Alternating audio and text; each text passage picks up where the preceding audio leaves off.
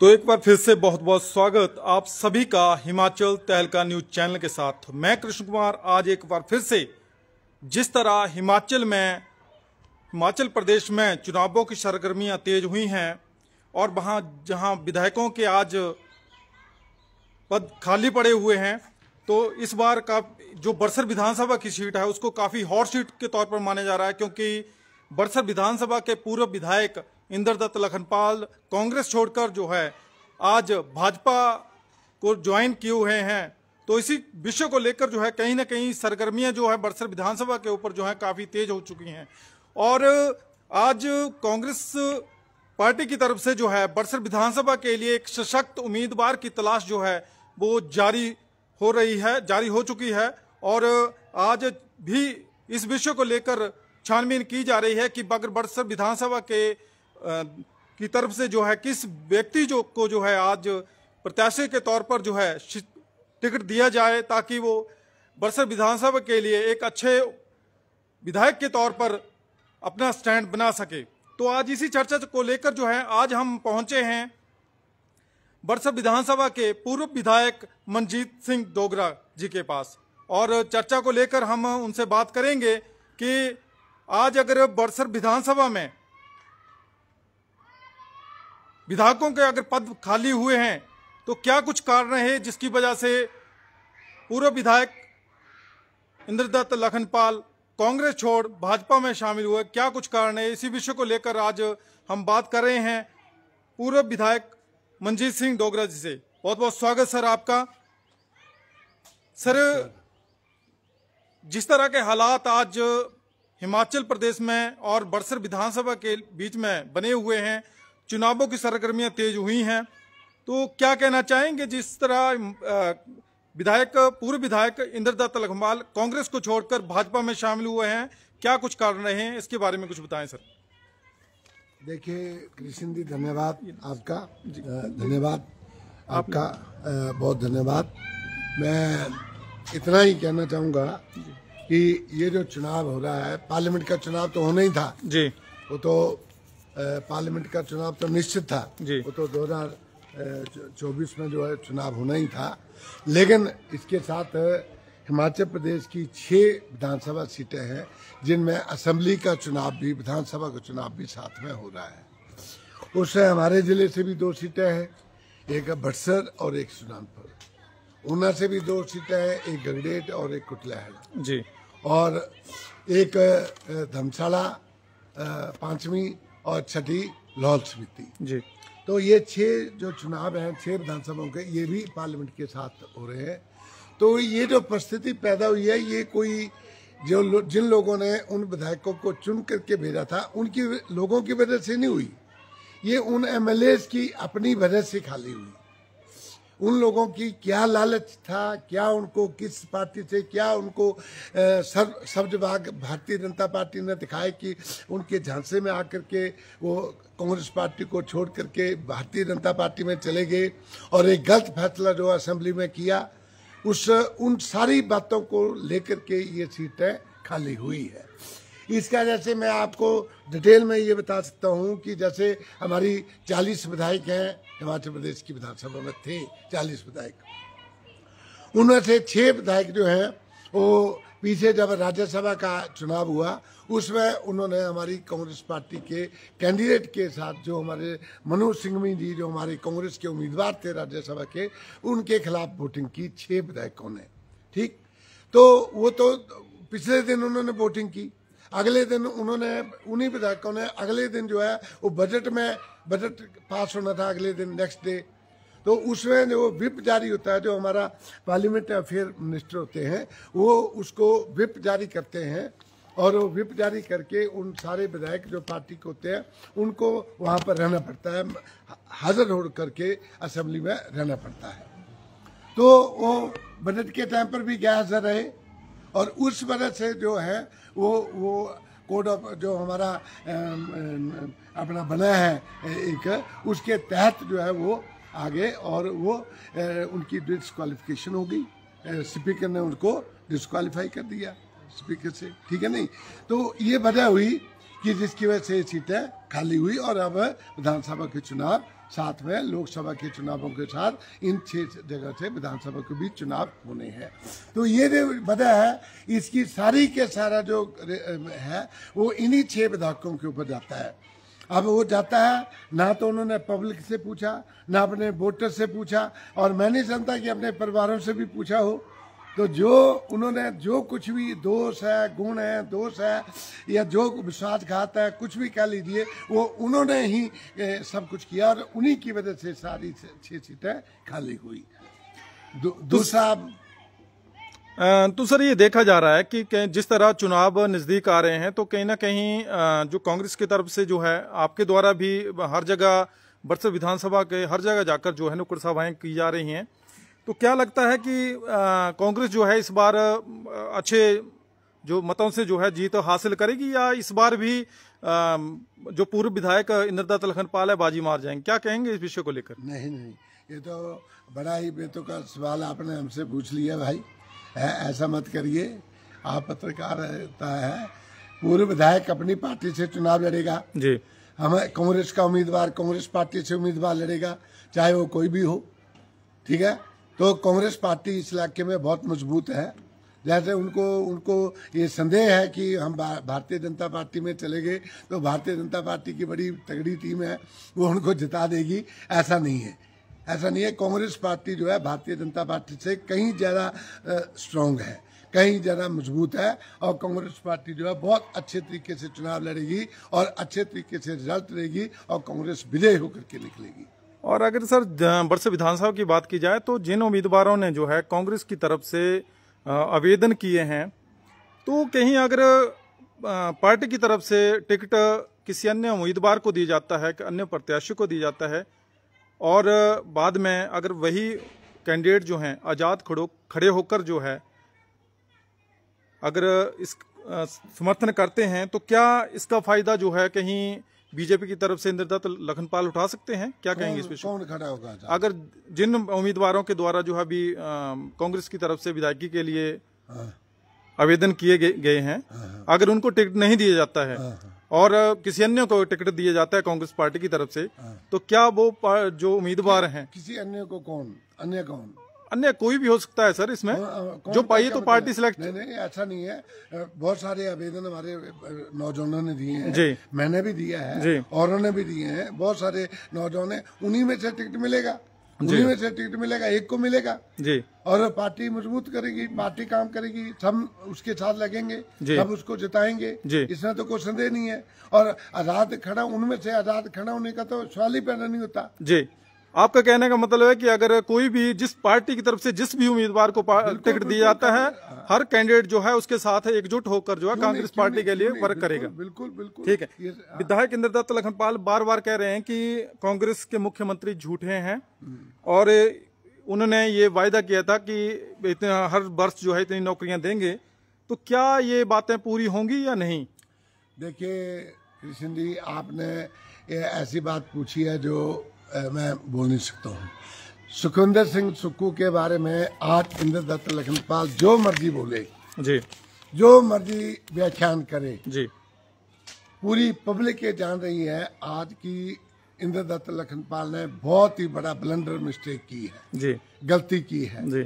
लोगों के साथ लोगों को विश्वास में नहीं लिया, लोगों से पूछा तक नहीं जी, उनको छोड़ करके पल्ला झाड़ करके चले गए। 3 बार उनको सिर माथे पर बिठाला लोगों ने, 30,000 वोट उनको दिए, उन सबको किनारे करके एक दूसरी पार्टी में चले गए जिनको वो खुद गाली गलौज करते थे, ठीक है नहीं, और दोषी उठा रहे हैं सुखविंदर सिंह सुक्खू को जी, ठीक है नहीं। तो सुखविंदर सिंह सुक्खू ने जो वादे 1 साल में लोगों से किए थे उनको वो पूरा कर रहे हैं जी, और बहुत सारे वादे उन्होंने पूरे कर भी दिए जी। जैसे आप अंदाजा लगा लीजिए, ये हमारा मिनी सेक्रेटरीट बन रहा था, इसके लिए उन्होंने कम से कम 10-12 करोड़ रुपया भी दिया जी। अभी तक तो एक पैसा भी नहीं, उसको ठेकेदार रो रहा था जी, काम बंद कर रखा था। अभी इन्हीं विधायकों सर ने, हमारे इंद्रदत्त लखनपाल जी ने वो पैसा जो है उसकी रिकमेंडेशन की कि दिया जाए। मैं कैसे कह दूं कि नहीं दिया जी, हालांकि वो भी पैसा इंद्रदत्त लखनपाल ने ही कहा, तो वो भी दिया। बस स्टैंड बन रहा है पार बरसर में, उसका भी प्रावधान हुआ जी, ठीक है नहीं। आप देखिए 132 करोड़ रुपए की drinking water supply scheme Buxar के लिए बन रही है गोविंद सागर से, वो भी बन रही है। तो बहुत सारे करोड़ों लगभग 300 350 करोड़ रुपए का जो काम है वो हमारे बक्सर विधानसभा को इसी 24 के बजट में आया है, ठीक है नहीं। और ये ऐसा लगता है कि इंद्र दत्त जी ने पूरे बजट को पढ़ा नहीं है, ऐसा मैं समझता हूँ। सर, जयराम जी बार बार कह रहे हैं कि अगर उनकी सरकार सत्ता में आती है तो ओपीएस को बंद नहीं किया जाएगा। तो क्या लगता है ये चुनावी मुद्दा है या इसके ऊपर जो है ये सरकार कार्य करेगी? क्या कहना चाहेंगे इस विषय को लेकर? देखिए कृष्ण जी, आपने ये प्रश्न भी बड़ा उल्टा पूछा जी। जब कांग्रेस पार्टी ने अपनी गारंटी, पहली गारंटी पूरी कर दी कि ओपीएस देना था जी, वो पहले ही महीने में दे दिया जी। पहले 30 दिन में जो है वो ओपीएस पहली कैबिनेट मीटिंग में ही उनको दे दिया गया। अब उस दिए हुए को किसी आने वाली कोई भी सरकार हो उसको कोई सरकार बंद नहीं कर सकती है। ये जयराम जी का जुमला है, जैसे मोदी जी का और अमित शाह जी का जुमला था ना 15 लाख रुपए देने का जी, वो जुमला है ये, ठीक है। वोट लेने के लिए अब वो तरस रहे हैं। अब उनको पता है कि सबसे अट्रैक्टिव जो लोग थे वो लोग थे कि जो इतनी लंबी सर्विस करने के बाद आ रहे थे, उनको पेंशन नहीं मिल रही थी, घर आकर के वो बेरोजगार होकर के बैठे हुए थे। बुढ़ापे में पेंशन ही तो एक सहारा होता है, तो मुलाजमों को वो चीज मिली। अब वो कैसे वापस कर सकते हैं? तो वो जुमला है वोट लेने के लिए। दूसरी गारंटी थी हमने दी वो 1500 रुपए की, बहनों को, लेडीज को, महिलाओं को 1500 रुपए देने की जो गारंटी दी थी कांग्रेस ने चुनाव के, वो भी दे दी। हालांकि उसके लिए तो जयराम ठाकर पूरी अपनी भारतीय जनता पार्टी की जो एमएलए की टीम है वो जाकर इलेक्शन कमीशन ऑफ इंडिया के ऑफिस में चले गए, उनके दफ्तर का खटखटाया, दरवाजा खटखटाया कि ये इसको बंद करो, ये हिमाचल सरकार ने गलत कर दिया, इससे उनको लॉस हो रहा था। आप देखिए जी, जिन महिलाओं को 1500 रुपए महीने का मिलेगा वो जयराम को थोड़ी पूछेंगी जी, वो तो सुखविंदर सिंह सुक्खू का ही धन्यवाद करेंगी जी। लेकिन उसके बावजूद भी अभी ताजा रिसेंटली एक ही हफ्ता हुआ है, इलेक्शन कमीशन ऑफ इंडिया ने भी उसकी हरी झंडी प्रदेश सरकार को दे दिया कि इस योजना को आप आगे बढ़ा सकते हैं। तो इससे बड़ा तमाचा और भारतीय जनता पार्टी को और क्या होगा जी। तो जयराम जी ने तो 5 साल तो कुछ किया नहीं जी, कुछ नहीं किया, स्वाद डांस करने के अलावा, नाटी डालने के अलावा। हमारे जिले में तो कुछ किया नहीं जी, हमीरपुर में तो कुछ किया नहीं जी। तो वो जो बोलते हैं वो तो मुंगेरी लाल के सपने देख रहे हैं कि कब है कब मुख्यमंत्री की कुर्सी पर मैं बैठूं जी। उन्होंने भरपूर कोशिश की हमारी सुक्खू सरकार को, जो स्टेबल सरकार थी हमारी, उसको डिस्टेबलाइज करने की पूरी भरसक प्रयत्न जो है वो इन्होंने ही किया, जयराम ठाकर जी ने और नड्डा साहब ने और भारतीय जनता पार्टी के जो ऊपर बैठी हुई, केंद्र में बैठी हुई लोग हैं, उनकी वजह से ही ये सारा एपिसोड हुआ है जी। तो ऐसा कुछ होने वाला नहीं है, सरकार हमारी स्टेबल है और सुखविंदर सिंह सुक्खू 5 साल मुख्यमंत्री रहेंगे जी। सर, अगला क्वेश्चन रहेगा कि जनता तय करेगी कौन टिकाऊ है कौन बिकाऊ है, इस विषय को लेकर क्या कहेंगे? देखिए, जनता तय करेगी कौन टिकाऊ है कौन बिकाऊ है, तो उसका तो आपके सामने मैं खड़ा हूँ जी। मैं तो टिकाऊ हूँ भाई, मैं तो बिकाऊ नहीं हूँ जी। मैं तो जब से हूँ तब से कांग्रेस में ही हूँ जी, और कांग्रेस का साथ दिया है। हाँ, इंडिपेंडेंट मैंने चुनाव लड़ा है तब भी मैंने कांग्रेस का ही साथ दिया जी। इंद्र दत्त का भी दिया 12 में जी, तब भी मैंने इसी का साथ दिया, अभी 17 में भी दिया है, अभी भी दिया है जी।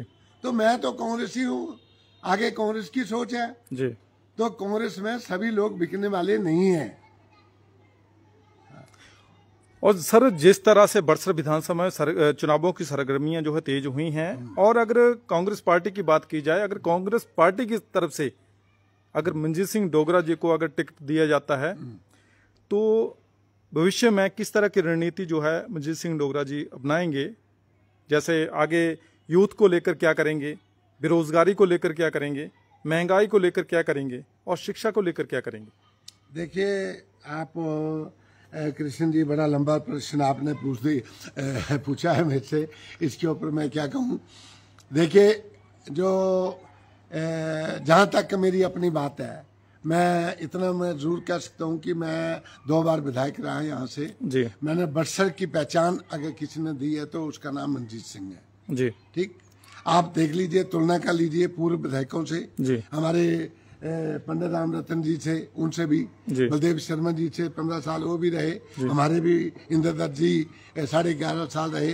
वो एक ऑफिस बता दें, एक दफ्तर बता दें, मैं कितने लाया हूं ये मैं गिनती नहीं करना चाहता हूं जी। लेकिन मुझे पार्टी से निकाल दिया 2003 में जी। उसके बावजूद भी मैं हारे हुए मैंने डिग्री कॉलेज ला के दिया इनको जी। ठीक, तो अभी इंद्रदत्त जी बने थे तीसरी बार, हमारी पोस्ट ग्रेजुएट की क्लासेस स्टार्ट होनी थी डिग्री कॉलेज बरसर में, वो स्टार्ट नहीं हो सकी, बाबा बालकनाथ में स्टार्ट नहीं हो सकी ठीक ढंग से, फैकल्टी पूरी नहीं है, बच्चे हम कॉलेज में भेजते हैं फैकल्टी पूरी नहीं है जी। तो हम लोगों की ये कोशिश रही कि बच्चों को अच्छी शिक्षा, बेहतरीन शिक्षा देने के लिए जो है वो कॉलेजों में फैकल्टी पूरी हो, पोस्ट ग्रेजुएशन क्लासेस है वो यहाँ पर शुरू हो बरसर डिग्री कॉलेज में। और मैं अगर मैं बनता हूँ, अगर सरकार, अगर पार्टी मेरे ऊपर विश्वास दिलाती है, मेरे ऊपर अपना जो है स्नेह प्यार अगर मेरे ऊपर न्यौछावर करती है पार्टी, तो मैं निश्चित रूप से भिन्न होकर के आऊँगा। और अगर मैं भिन्न होकर के आऊँगा तो मैंने पहले भी कहा है कि मैं जो नौजवानों के लिए एक जो है यहाँ पर हाई लेवल, बहुत ही अच्छे किस्म का हाई टेक जो लाइब्रेरी है वो मैं बनाऊंगा जी, ताकि हमारे बच्चे बाहर ना जाए कोचिंग के लिए। दूसरा, मैं यहाँ इंडोर स्टेडियम बनाऊंगा जी, ये मेरा दूसरा है। और तीसरा, डटवाल एरिया के लिए बिजड़ में नया सब डिवीजन ऑफिस, एसडीएम का ऑफिस में मेरा ये रहा है, ये मेरा सपना है। अगर 3 चीजें पूरी करता हूँ तो ठीक है। बाकी रहेगी रोजगार की बात। रोजगार के बारे में आपको पता ही है कि पिछले काफी सालों से जो है वो सेंट्रल गवर्नमेंट में जो हमारी पिछली सरकार थी भारतीय जनता पार्टी की, सेंटर में भी थी और यहाँ भी थी, तो बेरोजगारी की इंतहा है। आपने देखा इस वक्त चरम सीमा के ऊपर बेरोजगारी है जी, महंगाई चरम सीमा के ऊपर है। इसका श्रेय किसको जाता है? इसका श्रेय जाता है सेंट्रल गवर्नमेंट को, और वहां पर केंद्र सरकार मोदी जी की है। उन्होंने वादा किया था कि बहुत हुई महंगाई की मार, अब की बार मोदी सरकार। और यही नहीं कहा था, उन्होंने ये भी कहा था, मुझे याद है कि 100 दिन में महंगाई कम नहीं करूंगा तो चौराहे पे खड़े होकर मेरे को गोली मार देना। ये मोदी जी के शब्द थे। लेकिन अभी मोदी जी के बारे में कोई भी बोलता है तो वो अंदर होता है, कोई पत्रकार बोलता है वो अंदर होता है, कोई पॉलिटिशियन बोलता है वो अंदर होता है। ये है भारतीय जनता पार्टी का प्रजातंत्र, ठीक है। तो नौजवानों को लच्छेदार भाषण जो 2 करोड़ नौकरियों के दिए थे, क्या 2 करोड़ नौकरी आप भी पत्रकारिता कर रहे हैं? क्या किसी को 2 करोड़ नौकरियां जो है मोदी जी ने दी हैं? 2 करोड़ को तो छोड़िए, 10 साल में 20 लाख नौकरी भी दी हो। पूरी आर्मी में, हमारे हिमाचल से बहुत सारे बच्चे आर्मी में जाते थे। पिछले 2.5 साल से कोई भी रेगुलर भर्ती हमारी नहीं हुई। अभी अग्निवीर दिए हैं तो अग्निवीर को दे दिया, छुनछुनात हमारी है कि 4 साल नौकरी करो और घर में आकर के बैठ जाओ बिना पेंशन से। क्या कौन बच्चा जाएगा आर्मी में? हमारी जो केंद्र सरकार की जितनी नौकरियां थी वो सारे संस्थान मोदी जी ने प्राइवेट सेक्टर को बेच दिए। जहां नौकरियों की सबसे ज्यादा खपत थी, रेलवे थी, बीएसएनएल था, दूसरी और चीजें थी, पोर्ट थे, एयरपोर्ट थे, वो सारे तो मोदी जी ने बेच दिए। तो नौकरी हमारे बच्चों को कहां से मिलेगी, इस बात का जो है वो देखेंगे कि हमारी अगर सरकार बनती है प्रदेश में तो फेस बैनर में हिमाचल में जो नौजवान हैं उनको कैसे नौकरियां दी जाएंगी, ये सुखू सरकार इसके ऊपर जो अध्ययन कर रहे हैं, इसके ऊपर वो लगातार चिंतन कर रहे हैं। अब देखो भविष्य के घर में छिपी हुई बातें हैं, इनको कैसे पूरा किया जा सकता है ये भविष्य में ही पता लगेगा। ठीक है सर, बहुत धन्यवाद। आप इस चर्चा में शामिल हुए उसके लिए आपका बहुत बहुत धन्यवाद सर। तो अभी हमने पूर्व विधायक मनजीत सिंह डोगरा जी से आपकी चर्चा करवाई, और कौन बिकाऊ है कौन टिकाऊ है इस विषय को लेकर भी मनजीत सिंह डोगरा ने एक अच्छे शब्दों में जो है इस जो ये लाइनें हैं उनका व्याख्यान किया कि एक विधायक को किस तरह का होना चाहिए, अगर जनता के द्वारा उनको चुना जाता है तो किस तरह उनको एक समाज हित के लिए कार्य करने चाहिए। उन्होंने एक बहुत ही अच्छे तरीके से उनको समाज के बीच में रखा। और अगर कांग्रेस पार्टी की तरफ से उनकी तरफ कांग्रेस पार्टी की ओर से जो है अगर उनको टिकट दिया जाता है तो वो इस जिम्मेवारी को बखूबी निभाएंगे और जिस तरह का उनका 10 साल का पहले का जो कार्यकाल रहा है उसको लेकर जो है, उस अनुभव को लेकर जो है समाज के बीच में उतरेंगे और जनता के हितों को ध्यान में रखते हुए हर समय जो है जनता का ख्याल रखेंगे और उनके हितों को पूरा करेंगे। इन वायदों के साथ जो है पूरी रणनीति तैयार करते हुए पूर्व विधायक मनजीत सिंह डोगरा जो हैं इस बार हर क्षेत्र में, बड़सर विधानसभा के हर क्षेत्र में जो है वहां पर पहुंच रहे हैं, लोगों से मिल रहे हैं, जनता से रूबरू हो रहे हैं और जिस तरह के सरकार की जो प्लानिंग्स है, आगे की रणनीति है, समय सारणी है, उसको अवगत करवा रहे हैं और जनता को ये बता रहे हैं कि आगे जिस तरह जनता उनका साथ देगी तो वे हमेशा से जिस तरह उनका प्रयास रहता है वो हर वक्त जनता के हितों को ध्यान में रखते हुए उनके हितों को ध्यान में रखा जाएगा और उनके साथ कंधे के साथ कंधा मिलाते हुए आगे चलेंगे। तो आप सभी हिमाचल तहलका न्यूज चैनल के साथ इस चर्चा में शामिल हुए और भी अन्य जो उम्मीदवार हैं उनसे हम आपकी बात करवाएंगे और इस चर्चा में लेंगे। तो तब तक के लिए आप जुड़े रहे, धन्यवाद।